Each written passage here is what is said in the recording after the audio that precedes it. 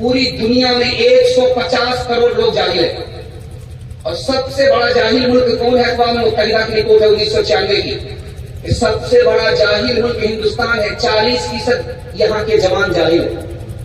और मुसलमानों का हाल देखिए, 72% औरत जाहिल है मुसलमानों में और 62% मर्द जाहिल है मुसलमानों में। मुसलमानों के सिर्फ 4 बच्चे स्कूल में आते हैं, 96 गोल। मुसलमानों के सिर्फ 3 बच्चे मदरसे में आते हैं, 97 गोल। जब इल्म ही नहीं होगा, हुनर ही नहीं होगा, तो छछुंदर के बराबर ही हो सकता है। चमेली के तेल लगाने की कोई जरूरत नहीं है। एक बात याद रखिए, काम की सुना रहा। मुकेश अंबानी का नाम आपने सुना, उसने इंटरव्यू दिया। लोग ये गलत करते हैं कि प्रोफेसर बनने से आदमी करोड़पति बनता है। गलत बोलते। प्रोफेसर बनने से और डॉक्टर बनने से, इंजीनियर बनने से पैसा वाला होता है। गलत बोलते हैं। मेरी कंपनी में 30,000 डॉक्टर है, 30,000 इंजीनियर है, लेकिन कंपनी का मालिक अंबानी कहता है कि मैं खुद डॉक्टर नहीं हूं, इंजीनियर नहीं हूं।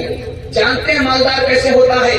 जिसने वक्त को बचा लिया, वक्त की कदर कर ली, उससे बड़ा मुकद्दर का सिकंदर कोई हो। बादशाह का दरबार है। एक जवान सुई लेकर के आया, गाड़ देता है, धागा लेकर के निशाना मार रहा है, धागा लेकर के निशाना मार रहा है।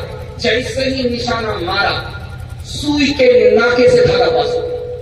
इधर से ताली बजी, उधर से ताली बजी, इधर से ताली बजी, उधर से ताली बजी। जवान बड़ा खुश हुआ कि आज इनाम बहुत ज्यादा मिलेगा। बादशाह ने कहा 10 रुपया इनाम दो, 10 जूते बांधे। अब लोगों के कान खड़े हुए कि भाई इसको जूता क्यों पड़ रहा है? तो बादशाह ने खुलासा किया, इस नालायक ने फजूल काम में अपनी जवानी को बर्बाद किया, अपने वक्त को बर्बाद किया। अगर ये पढ़ाई लिखाई में वक्त लगाता, पढ़ाई लिखाई में अपनी जवानी को लगाता, तो कहां से कहां पहुंच जाता। भिखारी का भिखारी ही रह गया। अगर पढ़ लिख लेता तो भीख देने वाला होता, कौम के बोझ को उठाने वाला होता, कौम के लिए बोझ नहीं बनता। मौत का वक्त है, मुंह पर कलमा नहीं आ रहा है। फज़ैल बिन इयाद उस्ताद ने अपने शागिर्द से पूछा कि बेटा तुम्हारा गुनाह क्या था? हुजूर गुनाह तो कुछ याद नहीं आ रहा है, लेकिन एक बात याद आ रही है, साल में 1 मरतबा दारू पीता था, वो भी डॉक्टर के कहने पर कि नहीं पियोगे इलाज नहीं होगा। उसी की नहुसत है, मर रहा हूं, जबान पर कलमा नहीं आ रहा है। जानते कितना बड़ा नुकसान है? 1965 की रिपोर्ट है फ्रांस की। हर साल 15,000 जवान दारू पीने की वजह से मरते। 1977 की रिपोर्ट है, अमेरिका में 3 करोड़ नौजवानों का इलाज हुआ, उसमें सबसे ज्यादा बीमार दारू पीने की वजह से थे। 75% जवान पागल होते हैं दारू पीने की वजह से। 80% जवान खुदकुशी करते हैं दारू पीने की वजह से। 74% जवान जेल जाते हैं दारू पीने की वजह से। 79% जवान कंगाल होते हैं दारू पीने। आपसे तो दारू छोड़ दीजिए, मैं गारंटी लेकर के जाता हूं, अल्लाह आपको मुकद्दर का सिकंदर बना दे। दूसरी चीज मैं आपकी खिदमत में लेकर के आ रहा हूं, इसको बहुत ध्यान से लेगा। 25% औरत सिर्फ आवारा हुई है, किसकी वजह से? फिल्म देखने की वजह से। 54% औरत आवारा की मजलिस में घूम रही है, फिल्म की वजह से। 49% जवान हथियार रखते हैं फिल्म देखने की वजह से। और 28% जवान चोरी चमारी करते हैं फिल्म देखने की वजह से। 21% जवान इतने माहिर हैं कि पुलिस और कानून तक को चकवा देते थे फिल्म देखने की वजह से। 1996 की रिपोर्ट है, मोहम्मद यूनुस नाम का आदमी अपनी बेटी की आबरू लूट लिया। उसकी बीवी ने इंटरव्यू दिया कि इसने अपनी बेटी ही की आबरू पर हाथ डाला। इसकी वजह यह थी कि यह गंदी फिल्म देखता था, इसके ऊपर खबासत सवार हो गई, ये शैतान बन गया, अपनी बेटी ही की आबरू लूट। और जानते हैं 2000 की तादाद में साल में जवान खुदकुशी करते हैं जुआ हारने की वजह से। एक जवान का रिकॉर्ड है, 19 घंटे जुआ खेलता रहा, 75 लाख रुपए हार गया। जब घर वापिस होने लगा तो उसका कदम नहीं उठ रहा था। मारे हसरत के रिवाल्वर निकाली और गोली ठोक करके न घर का रहा न घाट का रहा, जान से भी गया, जहान से भी गया। एक बात याद रखिए, जिसका बच्चा बहुत काला होता है उसकी मां 72 मरतबा साबुन लगाती है। वो साबुन तो काला हो जाता है लेकिन वो कालिया गोरा नहीं होता। लेकिन वो मां मोहब्बत का इतना बड़ा सरचश्मा है, उस काले बेटे को भी वो अपना चांद समझती। बेटा बड़ा खूबसूरत था, काला कलौटा था। मां ने कहा कि बेटा तुमको दुनिया इज्जत नहीं देगी, एक काम कर लो, दुनिया सर पर उठाए। तो मां ने कहा कि बेटे ने कहा अम्मा जल्दी बताओ। बेटा रात दिन एक करके इल्म हासिल करो, अगर तुम्हारे पास इल्म होगा तो लोग तुम्हारी जूतियां उठाएंगे, तुमको धरती पर उठाएंगे, सर पर बिठाएंगे। बेटा अगर किसी के पास इल्म हो, अल्लाह उसके ऐब को हुनर में तब्दील कर देता है, उसकी जिल्लत को इज्जत से बदल देता है। और जानते हैं हमारा हाल क्या है? पूरी दुनिया में 150 करोड़ लोग जाहिल हैं, और सबसे बड़ा जाहिल मुल्क कौन है? अक़वाम मुत्तहिदा की रिपोर्ट है 1996 की। सबसे बड़ा जाहिल मुल्क हिंदुस्तान है, 40% यहाँ के जवान जाहिल है। और मुसलमानों का हाल देखिए, 72% औरत जाहिल है मुसलमानों में, और 62% मर्द जाहिल है मुसलमानों में। मुसलमानों के सिर्फ 4 बच्चे स्कूल में आते हैं, 96 गोल। मुसलमानों के सिर्फ 3 बच्चे मदरसे में आते हैं, 97 गोल। जब इल्म ही नहीं होगा, हुनर ही नहीं होगा, तो छछुंदर के बराबर ही हो सकता है, चमेली के तेल लगाने की कोई जरूरत नहीं। एक बात याद रखिए, काम की सुना रहा। मुकेश अंबानी का नाम आपने सुना, उसने इंटरव्यू दिया। लोग ये गलत करते हैं कि प्रोफेसर बनने से आदमी करोड़पति बनता है, गलत बोलते। प्रोफेसर बनने से और डॉक्टर बनने से, इंजीनियर बनने से पैसा वाला होता है, गलत बोलते हैं। मेरी कंपनी में 30,000 डॉक्टर है, 30,000 इंजीनियर है, लेकिन कंपनी का मालिक अंबानी कहता है कि मैं खुद डॉक्टर नहीं हूं, इंजीनियर नहीं हूं। जानते हैं मालदार कैसे होता है? जिसने वक्त को बचा लिया, वक्त की कदर कर ली, उससे बड़ा मुकद्दर का सिकंदर कोई नहीं। बादशाह का दरबार है, एक जवान सुई लेकर के आया, गाड़ देता है, धागा लेकर के निशाना मार रहा है, धागा लेकर के निशाना मार रहा है। जैसे ही निशाना मारा, सुई के नाके से धागा पास, इधर से ताली बजी, उधर से ताली बजी, इधर से ताली बजी, उधर से ताली बजी। जवान बड़ा खुश हुआ कि आज इनाम बहुत ज्यादा मिलेगा। बादशाह ने कहा 10 रुपया इनाम दो, 10 जूते मार।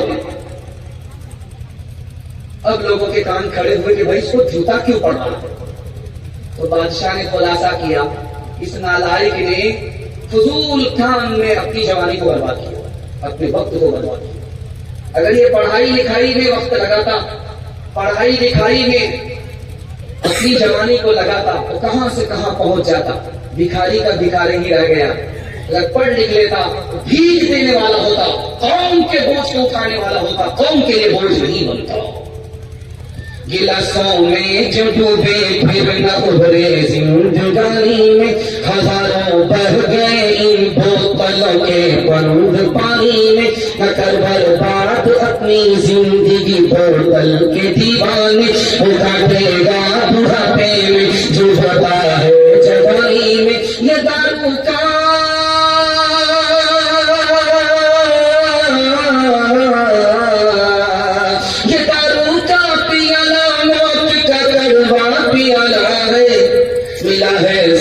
शरबत में मिला है, जहर शरबत में छुपी है आग पानी में। मिला है जहर शरबत में छुपी है आग पानी में। दारू नहीं पिएंगे, हाथ उठा लीजिए, बिल्कुल सही जा रहा है, मगर कोई पिलाएगा तो नहीं छोड़ेंगे।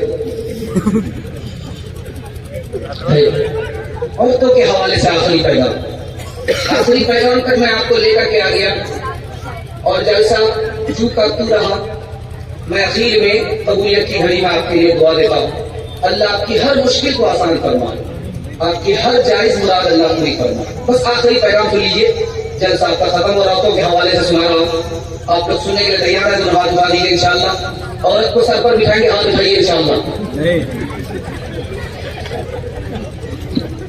औरतों के हवाले से आखिरी औरत का इंतकाल हो गया, उसका शौहर उससे नाराज है, अल्लाह के रसूल फरमाते जन्नत में नहीं जाएगी।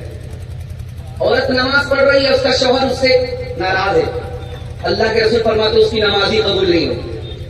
मर्द को जख्म हुआ है, खून निकल रहा है, पीप निकल रही है, शौहर को जख्म है, खून निकल रहा है, पीप निकल रही है। अब उस औरत ने क्या किया, जबान से उसको चाटा, खून को चाटा, पीप को चाटा, क्या शौहर के एहसान का हक अदा हो जाएगा? फरमाया गया कि नहीं, शौहर का हक अदा नहीं हो सकता। हजरत उमर ने अपनी बेटी को परावीज में बिठाया, मेरी प्यारी बेटी, एक बार तुमने नबी को नाराज किया, अपने शौहर को नाराज किया, नबी ने तुम्हें तलाक दे दिया, मैंने तुम्हारी तरफ से माफी मांगी, नबी ने तुम्हें माफ कर दिया, दोबारा निकाह में ले लिया। बेटी याद रखना, आइंदा कभी नबी को नाराज मत करना। अगर मुझे पता चल गया कि दोबारा तुमने नबी को नाराज किया, मैं जिंदगी भर तुमसे बात नहीं करूंगा। फातिमा आ गई, अल्लाह के रसूल ने फरमाया कि फातिमा बाद में कमरे के अंदर दाखिल होना, इससे पहले मेरे सवाल का जवाब दो। फातिमा क्यों आई हो? अली से खफा होकर के आई। बेटी, मैं तुम्हारा बाप, अली तुम्हारे शौहर, अली की इजाजत के बगैर मेरे घर में मत आना, अगर आओगी तो दरवाजा बंद मिलेगा, खुल नहीं सकता। बेटी, मैं तुम्हारा बाप हूं, अली तुम्हारे शौहर हैं, अली को नाराज मत करना, नाराज हो जाए माफी मांग लेना। अगर तुमने नाराज किया, अली ने माफ नहीं किया, तुम्हारा इंतकाल हो गया, बेटी मैं जिंदा रहा, मैं तुम्हारी नमाज जनाजा पढ़ूंगा भी नहीं पढ़ूंगा। रुखसती का मौका होता, बड़ा अजीब मंजर होता है, वो कलेजा मुंह को आ जाता है। दादी अलग रोती है, नानी अलग रोती है, बाप अलग रोता है, मां अलग रोती है, क़यामत बर्पा हो जाता। बेटी को प्राइवेट में मां ने बुलाया, और बेटी ससुराल जा रही हो, शौहर को डांटना नहीं, शौहर पर गुस्सा दिखाना नहीं, वरना मोहब्बत कम और खत्म हो जाए। बेटी, शौहर से दूर दूर मत रहना, वरना वो तुमको भूल जाएगा। बेटी, शौहर के साथ बराबर घर से बाहर मत निकलना, वरना उसको तुमसे दुश्मनी हो जाएगी। बेटी, ससुराल को जा रही हो, शौहर की नाक की हिफाजत करना, आंख की हिफाजत करना और कान की हिफाजत करना। तो बेटी ने कहा कि अम्मा वो कैसे? कहा कि तुम्हारे गुनाह की बदबू तुम्हारे शौहर की नाक में ना पहुंचे, नाक की हिफाजत। बेटी, तुम्हारी गलत बात तुम्हारे शौहर के कान में ना पहुंचे, ये कान की हिफाजत है। बेटी, अटीचर फटीचर मत रहना, जब शौहर घर में रहे साफ सुथरे कपड़े पहन करके रहना, आंख में सुरमा लगा करके रहना, वजू करके रहना, ताकि जब शौहर तुमको अपनी आंख से देखे